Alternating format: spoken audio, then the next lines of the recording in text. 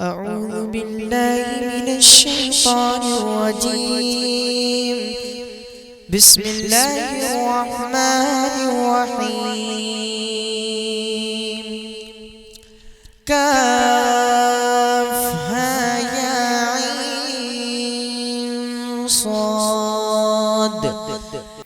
محترم حضرات، آج کی یہ جو پر رونق بزم یہاں کے نوجوانوں نے سجائی ہے، یقیناً نوجوانان انتہائی مبارکباد کے مستحق ہیں، جنہوں نے حالات حاضرہ کے اس دور میں جب ہر طرف سے ہر چہار جانب سے امت مسلمہ پر یلغار ہو رہی ہے اور امت مسلمہ مختلف چیلنجوں کا شکار ہے، ایسے پرآشوب دور میں اور ایسے نازک حالات میں ہمارے سامنے صرف اور صرف ایک راستہ یہی ہے، اور وہ راستہ یہ ہے کہ ہم پھر سے اپنے ماضی کی طرف لوٹیں، ہم پھر سے صحابہ اکرام رضوان اللہ علیہم اجمعین کی جو زندگیاں ہیں ان زندگیوں سے پھر سے ہم عبرت اور نصیحت حاصل کریں، اور ان کی زندگیوں میں جو انقلابی کارنامے ہیں ان کارناموں کو ایک بار پھر سے یاد کیا جائے، ان کارناموں کے ذریعے سے نسل نو کی تعمیر اور نسل نو کی تہذیب، نسل نو کو ان سے آراستہ و پیراستہ کیا جائے۔ وہ کارنامے جو انقلابی کارنامے آج بھی تاریخ کی کتابوں میں موجود ہیں، اور ایک ایک شخص پورے علاقے اور پورے جو ہے بہت بڑے حلقے میں الحمدللہ فتح و نصرت کا جھنڈا گاڑ دیا۔ یقیناً ان کے سامنے توحید کا غلغلہ، توحید کا سرچشمہ، توحید کی قوت ان کے جو ہے بازو میں تھی، اور جب تک وہ توحید سے مضبوطی کے ساتھ توحید سے جڑے رہے، توحید کو انہوں نے اپنا اوڑھنا اور بچھونا بنایا رہا، ہمیشہ اللہ رب العالمین کی مدد ان کے شامل حال رہی۔ لیکن بعد کے ادوار میں صحابہ اکرام رضوان اللہ علیہم اجمعین کے بعد تابعین اور تبع تابعین کے بعد کے ادوار میں تیسری اور چوتھی صدی ہجری سے امت میں جو انتشار کا آغاز ہوا، امت میں انتشار کی جو شروعات ہوئی، امت میں بدعات و خرافات کی جو شروعات ہوئی، امت میں باطل افکار و خیالات کی جو شروعات ہوئی، اور اس نے امت کا بیڑا جس طریقے سے غرق کیا، باطل جس طریقے سے دندناتا رہا اور آج بھی پوری شد و مت کے ساتھ دندنا رہا ہے، ایسے میں نوجوان جب تک قوم کا نہیں اٹھے گا، نوجوان جب تک جو ہے ایمانی جوش اور ایمانی جذبے کے ساتھ جب تک ہمارا نوجوان نہیں کھڑا ہوگا، یقین جان لیجئے اس مارکے کو سر نہیں کیا جا سکتا ہے، ہم کامیاب نہیں ہو سکتے ہیں۔ کامیابی کی منزلیں اسی وقت قدم چومیں گی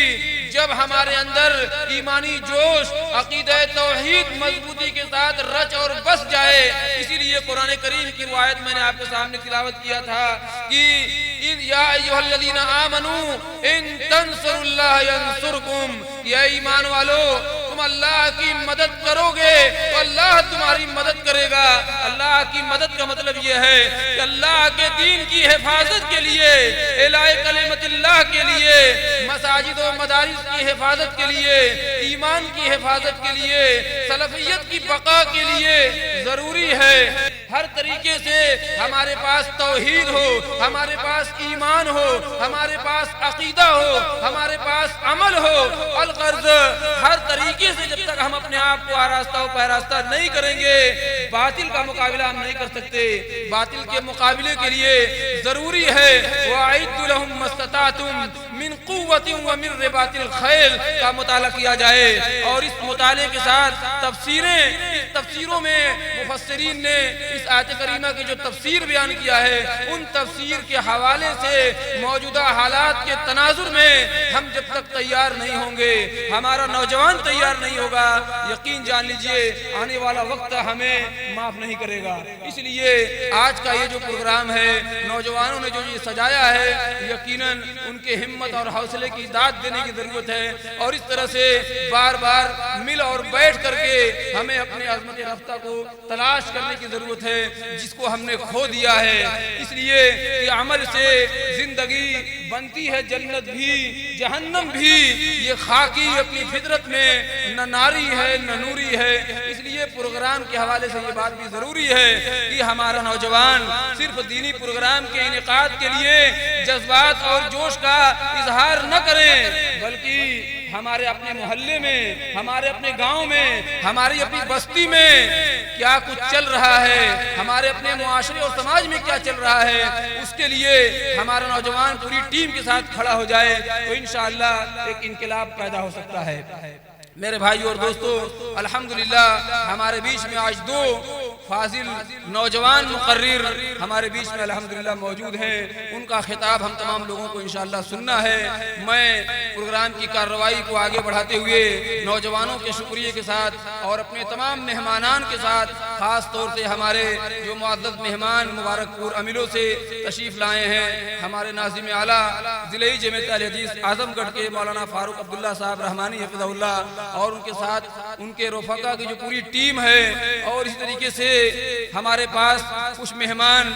ملک شاہ پور چیک پوسٹ کوٹیلا سے تشریف لائے ہیں، میں ان مہمانوں کا بھی اور اس طرح سے دیگر جو بھی قرب و جوار سے ہمارے بیچ میں یہاں مہمان موجود ہیں، سامعین کی حیثیت سے، مقررین کی حیثیت سے اور جس حیثیت سے بھی ہیں، ان تمام کے شکریہ کے ساتھ اس پروگرام کی کارروائی کو میں آگے بڑھا رہا ہوں۔